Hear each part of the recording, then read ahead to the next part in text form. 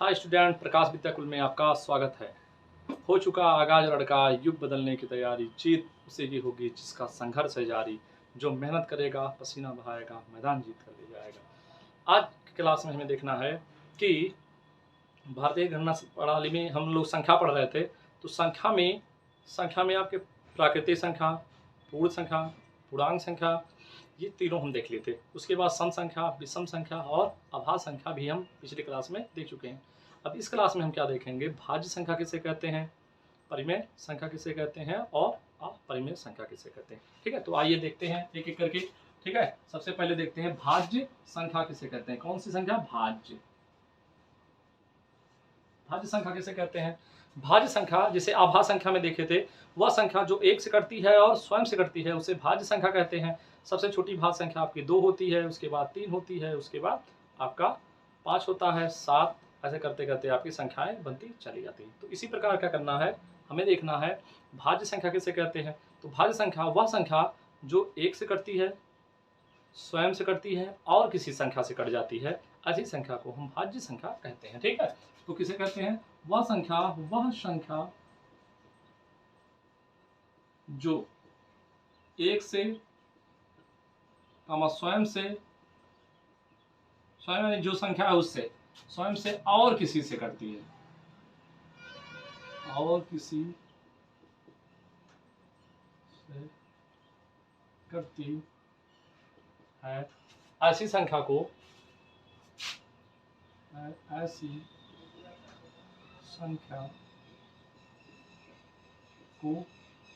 ठीक है भाज्य संख्या कहते हैं। क्या कहते हैं? भाज्य संख्या कहते हैं, भाज्य संख्या कहते हैं। अब भाज्य संख्या के बाद हम लोग आ जाते हैं, भाज्य संख्या के बाद जैसे क्या है, जैसे एग्जांपल, ठीक है, इसके क्या है, ये एक से कटेगा, स्वयं से कटेगा और किसी से भी कटेगा। ठीक है, अर्थात इसके कम से कम कितने गुणनखंड होने चाहिए? 3। ठीक है, इसके कितने गुणनखंड? इसके 3 या 3 से अधिक गुणनखंड होते हैं। इसके 3 या 3 से क्या होते हैं? अधिक गुणनखंड होते हैं। जैसे के बारे में समझते हैं, कौन कौन सी संख्याएं हो सकती हैं। अब इसमें हमें क्या बताना है, वह संख्या जो एक से कटती है, स्वयं से कटती है और किसी से कटती है, ऐसी संख्याओं को हम क्या नाम देते हैं? ऐसी संख्याओं को हम भाज्य संख्याएं कहते हैं। और इसी कितने गुणनखंड? 3 गुणनखंड होते हैं। सबसे पहले एग्जाम्पल समझे, जैसे एक के बारे में, एक केवल एक से कटता है और किसी से नहीं कटता, तो ये होगा नहीं। 2 क्या है, एक से कट जाता है, 2 से कटता है, केवल 2 अंक उससे कट रहा था, इसके 2 गुणनखंड केवल है, ये भी नहीं होगा। 3 के बारे में करते हैं, 3 एक से कटेगा और 3 से कटेगा और किसी से नहीं कटता है, कम से कम 3 अंक से कटनी चाहिए। 4 के बारे में आ जाए, 4 एक से कटता है, 2 से कटता है और 4 से कटता है, 3 संख्याओं से कट रहा है, अर्थात ये आपकी क्या हो जाएगी? भाज्य संख्या हो जाएगी। तो सबसे छोटी संख्या क्या होगा? 4। 5 अभाज्य संख्या होती है तो 6 हो जाएगा, 7 नहीं होगा, 8 होगा, 9 होगा, आपका 10 होता है, 11 नहीं 12 होगा, 13 नहीं 14 होगा और 15 होगा। ऐसे करते करते करते करते आपके अनंत संख्याएं हम बना सकते हैं। ठीक है, तो यानी कि भाज्य संख्या, सबसे छोटी भाज्य संख्या की बात करेंगे, ये जो आपकी है, ये क्या है? आपकी सबसे छोटी भाज्य संख्या, सबसे छोटी।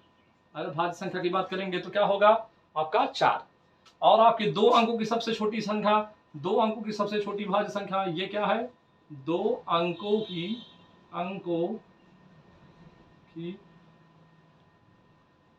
सबसे छोटी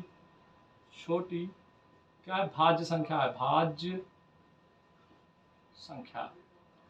ये 2 अंकों की भाज्य संख्या है। ऐसे अगर 3 अंकों की हम पूछ रहे हैं तो 3 अंकों की भाज्य संख्या क्या होती है? आपकी 100 होती है। ठीक है, तो ये आपके भाज्य संख्या, वह संख्या जो एक से कटती है, स्वयं से कटती है और किसी से कट जाती है, ऐसी संख्या को हम भाज्य संख्या कहते हैं। ठीक है, तो आपका ये सबसे छोटा भाज्य संख्या पूछा जाएगा तो 4 बताएंगे, 2 अंकों की सबसे छोटा पूछा जाएगा तो ये बताएंगे। इसमें क्वेश्चन कैसे बनता है? प्रथम 5 भाज्य संख्याओं का योग क्या होगा, आपको योग करके जोड़ करके बताना रहेगा। ठीक है, तो ये चीजें आपको आना चाहिए। भाज्य संख्याएं के बाद क्या है, हम पढ़ते हैं भाज्य संख्याओं के बाद आपके परिमेय संख्या। परिमेय संख्या पढ़ लेते हैं और भाज्य संख्या में के बाद परिमेय संख्या। थोड़ा सा इसके बारे में अच्छे से पढ़ते हैं, ये बहुत अच्छा टॉपिक है। ठीक है, परिमेय संख्या क्या है? वह संख्या जिसे हम P/Q के रूप में लिख सकते हैं। ठीक है, जिसे लिख सकते हैं, अगर वो आपका P/Q के रूप में नहीं रहेगा तब भी अगर हम उसको लिख ले जाएंगे P/Q के रूप में, तो उसे हम क्या कहेंगे? परिमेय संख्या। वह संख्या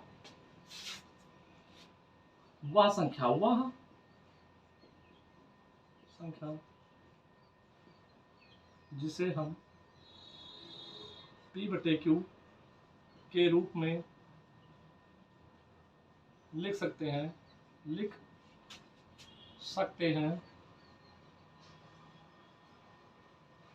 ऐसी संख्या को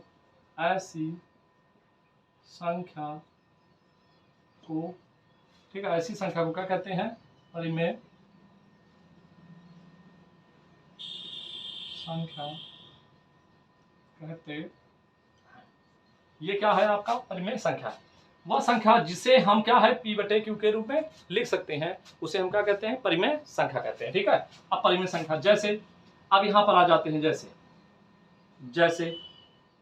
इसका इंपॉर्टेंट है, जैसे 3/4, 6/12, 9/3, इसे सबको P/Q के रूप में लिख सकते हैं। ठीक है, और आपका आ जाए केवल 4, क्योंकि 4/1 लिख सकते हैं, ये भी आपका परिमेय है। -3/4, ये भी परिमेय संख्या है, माइनस में रहे या प्लस में रहे। ठीक है, माइनस में 18 हो जाए। ठीक है, ये भी आपका परिमेय संख्या है। माइनस में आपका, या माइनस में छोड़ दो 1.2, दशमलव हटाएंगे नीचे, 12 क्या हो जाएगा? 10 हो जाएगा। दशमलव के स्थान पे 1, और जितना अंक दाहिनी तरफ होता है उतना 0 लगा देंगे, यानी कि 12/10। ये क्या हो जाएगा आपका? ये भी आपका भिन्न के रूप में हो जाएगा, इसे हम परिमेय संख्या कहते हैं। ठीक है, और दूसरा कह सकते हैं 1.0003, ये भी आपका परिमेय संख्या है। माइनस में दशमलव बताना है, ये भी आपका परिमेय संख्या है। ठीक है, जिसे दशमलव में रहे, ठीक है, जिसे हम परिमेय संख्या में लिख सकते हैं। और क्या है? जैसे एक होता है, जैसे 22/7, ये भी क्या है आपका? परिमेय संख्या है। और अगर क्या है, दशमलव संख्याएं भी क्या होती हैं? परिमेय संख्या।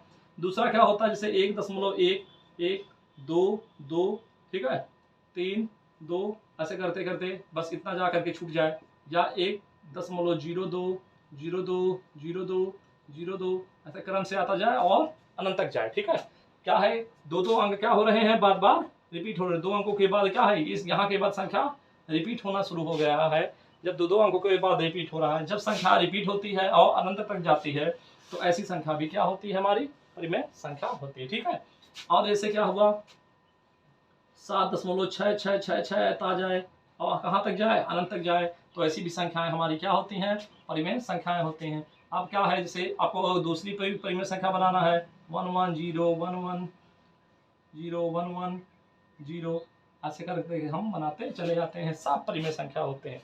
और दूसरे क्या होते हैं, जैसे जिसका करणी में लिखा है और उसका मान वर्गमूल निकल जाता है, जैसे 4 का वर्गमूल क्या होता है? 2। ऐसे अंडर रूट में 16 लिखा हुआ है, इसका भी निकल जाएगा। अंडर रूट में 25, ये भी लिखा हुआ। अंडर रूट में 169, ये भी हो जाएगा 225, इसका भी मान करणी में निकल जाएगा। करणी में अर्थात वर्गमूल में है संख्या, अगर उसका मान निकल जाता है तो वो क्या होता है? आपका परिमेय संख्या होता है। ठीक है, अब आ जाते हैं अपरिमेय संख्या में। ठीक है, अपरिमेय संख्या किसे कहते हैं? अपरिमेय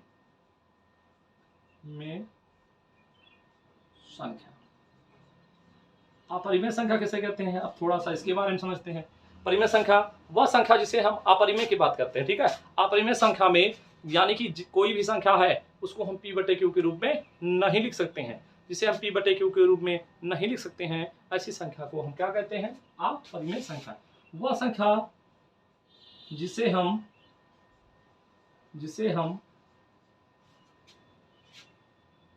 P/Q के रूप में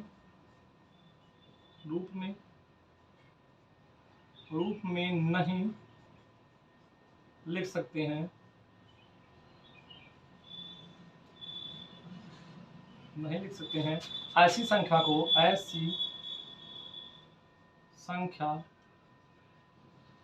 को अपरिमेय संख्या कहते हैं। ठीक है, ऐसी संख्या को क्या कहते हैं? अपरिमेय संख्या, जिसे हम P/Q के रूप में नहीं लिख पाते हैं। जैसे एग्जांपल में, जैसे √7, √3, √2, √5, ये सब क्या है, ये सब क्या है आपके अपरिमेय। इसे p बटे के रूप में हम नहीं लिख सकते हैं, ये हो गया। या फिर आपका पाई हो गया, ये भी क्या है आपका अपरिमेय, ये क्या है आपका पाई, इसे क्या कहते हैं पाई। पाई अपरिमेय संख्या है और पाई का मान 22/7 होता है। लेकिन क्या है 22 जब 7 लिखा रहेगा तो वो आपके p बटे q के रूप में है, वो परिमेय संख्या है, लेकिन ये परिमेय संख्या आपका नहीं है। ठीक है, आगे बढ़ते हैं। जैसे आपका ये सब संख्याएं हैं, ठीक है, अंडर रूट में कोई भी संख्या है अगर उसका मान नहीं निकल पाता है, करड़ी में 2 का मान निकालने जाएंगे तो वो संख्या आपकी बढ़ती चली जाएगी। ठीक है, वो अनंत तक जाएगी और उसमें संख्या कोई परिवर्तन नहीं होते, बार बार रिपीट नहीं होते। जैसे और जैसे पढ़ते हैं एग्जाम्पल, जैसे जैसे क्या है 1.1, 2, 3, 4, 2, 5, 7, 3, यहाँ पर देखो कोई संख्या, एक संख्या तो रिपीट हो रहा है। जैसे 1, 2, 3, 4, 4 के बाद 2 आ गया, 2 के बाद क्या आया 5, 2 के बाद क्या आना चाहिए था 3, अब यहाँ 3 आया, 3 के बाद पता नहीं क्या आएगा। अगर संख्या रिपीट नहीं हो रहा है, 2 अंक के बाद 3 अंक के बाद संख्या अगर रिपीट हो रहा है तो वो परिमेय संख्या है। अगर बार बार रिपीट नहीं हो रहा है तो अपरिमेय है और अनंत तक जा रहा है। ठीक है, यहाँ पर अगर जा करके जैसे दशमलव वाली संख्याएं हैं आगे जा करके समाप्त हो जाती है तो परिमेय। अगर समाप्त नहीं हो रहा है और अनंत तक जा रहा है और कोई भी संख्या बार बार रिपीट नहीं हो रहा है तो वो आपका अपरिमेय संख्या में आएगा। दूसरा जैसे यहाँ पर 7.03, 003, 003, 003 ऐसे आ जाए। ठीक है, ये भी क्या है आपका अपरिमेय संख्या नहीं है। कैसे, यहाँ 1 0 है उसके बाद 3 है, यहाँ 2 0 हो गया तब 3, 3 0 हो गया तब 3, इसलिए क्या है आपका ये अपरिमेय संख्या है। दूसरा अपरिमेय संख्या के बारे में समझते हैं, 1.7100710071 71 डैश करते भी चले जाए। ठीक है, यहाँ पर भी देखो 000000 आ रहा है, अर्थात संख्या रिपीट नहीं हो रही है और संख्या कहाँ तक जा रहा है, संख्या आपका अनंत तक जा रहा है। तो ऐसी संख्याओं को हम क्या कहते हैं अपरिमेय संख्याएं। तो परिमेय संख्याएं, अपरिमेय संख्याएं।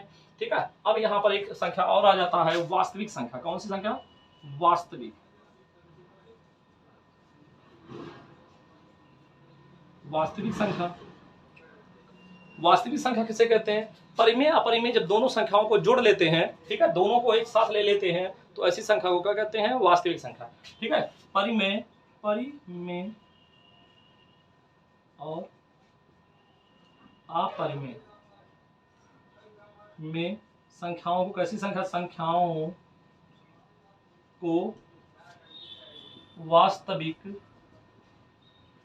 संख्या कहते हैं। परिमेय और अपरिमेय संख्या को क्या कहते हैं वास्तविक संख्याएं। परिमेय संख्या जो है, ठीक है, यानी कि जिसे p बटे q के रूप में लिख सकते हैं, और अपरिमेय संख्या कौन सी है जिसे हम p बटे q के रूप में नहीं लिख सकते हैं। ऐसी संख्याएं को जब दोनों को एक साथ ले लेते हैं तो उसे हम क्या कह देते हैं वास्तविक संख्या। अब वास्तविक संख्या कोई भी हो सकता है, परिमेय भी हो सकता है 22, जैसे 22/7 भी हो सकता है, और इसका पाई भी होता है 1.6 हो सकता है, आपका 1.333333 बार आए। ठीक है, या 1.6321 अनंत आ जाए। अपरिमेय संख्या है, परिमेय संख्या है, अंडर रूट में 3 हो जाए, अंडर रूट में 7 हो जाए, सब किस में आते हैं परिमेय संख्याओं में आते हैं। जितने भी परिमेय संख्याएं हैं और सभी अपरिमेय संख्याएं ही क्या कहलाती हैं आपकी वास्तविक संख्याएं कहलाती हैं।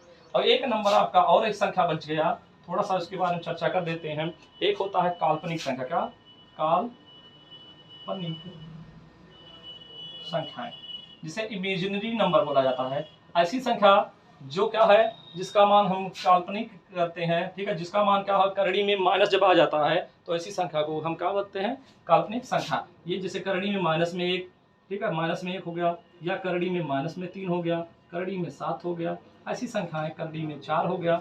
ऐसी संख्याएं क्या होती हैं फिर काल्पनिक संख्याएं होती हैं। और काल्पनिक संख्याओं को आई से प्रदर्शित करते हैं। किससे, काल्पनिक संख्याओं को आई से प्रदर्शित करते हैं, प्रदर्शित करते हैं। और इस आई का मान जो होता है वो अंडर रूट में -1 होता है। ठीक है, इसका मान आई का मान होता है अंडर रूट में -1, या इसी को क्या कर सकते हो आई स्क्वायर का मान क्या होता है -1 होता है। ये थोड़ा सा आपको ध्यान रखना है। ठीक है, ये कैसी संख्याएं हैं काल्पनिक संख्याएं। काल्पनिक संख्याएं माइनस में होते हैं, करड़ी में भी होते हैं। ठीक है, और करड़ी में अगर माइनस में लिखा हुआ है तो ऐसी संख्याओं को क्या कहते हैं काल्पनिक संख्याएं कहते हैं। ठीक है, अगर संख्या माइनस में लिखी हुई है तो वो काल्पनिक हो जाएगी, लेकिन करड़ी में रहेगा तब। ठीक है, तो ऐसे ही संख्याएं आपको क्या करना है, संख्या आपका खत्म हो गया। संख्या कितनी प्रकार के, सभी प्रकार की संख्याएं हम लोग पढ़ लिए हैं। ठीक है, आपके प्राकृतिक संख्या, पूर्ण संख्या, पूर्णांक संख्या, सम संख्या, विषम संख्या, ठीक है, अभाज्य संख्या, भाज्य संख्या, ठीक है, भाज्य हो गया, अभाज्य हो गया, परिमेय, अपरिमेय, काल्पनिक संख्याएं, वास्तविक संख्याएं, सभी प्रकार की संख्याएं हम लोग पढ़ लिए हैं। ठीक है, और नेक्स्ट क्लास में अब हम लोग क्या करेंगे, पहले भारतीय गणना प्रणाली पढ़ेंगे, उसके बाद अंतरराष्ट्रीय गणना प्रणाली पढ़ेंगे, ठीक है, उसके बाद रोमन प्रणाली पढ़ेंगे। रोमन प्रणाली के बाद हम लोग आगे आपके जो टॉपिक हैं उसको क्रम से पढ़ते जाएंगे। पूरा पढ़ने के बाद पहला चैप्टर जो है आपका है, ठीक है, ये संख्या और संख्या पद्धति, तब उसके बारे में हम लोग चर्चा करना पहले क्वेश्चन से लगाना शुरू कर देंगे। सबसे पहले आपका विगत वर्ष लगाएंगे, उसके बाद विगत वर्ष के बाद आपका पढ़ाना है विगत वर्ष का क्वेश्चन लगा लेंगे, उसके बाद अभ्यास प्रश्नावली और प्रयास कीजिए। एक एक क्वेश्चन हम लोग बहुत बेहतरीन पढ़ेंगे। ठीक है, ये आप कंटिन्यू से हम लोग एक एक वीडियो देखते रहेंगे। ठीक है, आपके कोर्स की तैयारी धीरे धीरे होता रहेगा। ठीक है, आज की क्लास को यहीं पर समाप्त करते हैं। ठीक है, धन्यवाद।